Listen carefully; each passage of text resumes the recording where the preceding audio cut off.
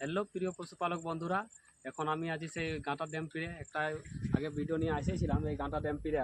তো এখন মোটামুটি জল ঠিকই আছে। তো এটা হচ্ছে আমরা জানি সবাই গাঁটা ড্যাম, কিন্তু কাগজ কলমে আছে কারিগর ইরিগেশন।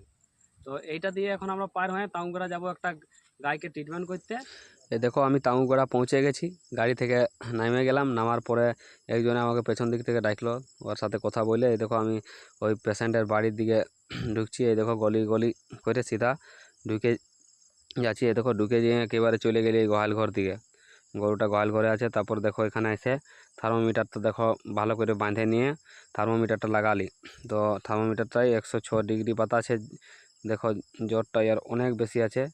তারপরে গোটা শরীরটাকে ছুঁয়ে ছায়া দেখে নিলি পাছে কোথাও ফুলাফুলি আছে নাকি। এই নাক দিকে দেখো ইয়ার মোটা মোটা করে শিখন বাইর হচ্ছে, মানে সেলমাটা মানে ইয়ার পুরাপুরি টিডিএসে পায়ে গেছে, লেড়া আছে। তারপরে ওষুধটা আমি ঠিক করতে লাগলি। এই দেখো ওষুধটাকে পাউডারটা গুলে মিলাতে লাগলি। ওষুধটা মিলার পরে দেখো ইঞ্জেকশনটা দিতে চলে গেলি। দেখো এক সাইডে ইহা করে ইঞ্জেকশন দিতে দিলি। গরুটা কিন্তু অনেক ছটপটা গরু বটে, সেই জন্য ইয়াকে দু সাইডেই বাঁধতে হয়েছে, একাই সামলানো ছিল নাই।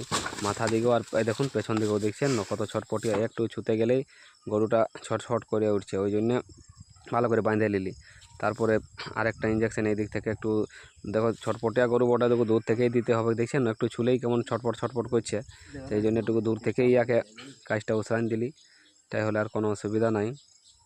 এই দেখো ইয়াকে আরেকটা ইঞ্জেকশনটাও আমি পুশ করে দিলি।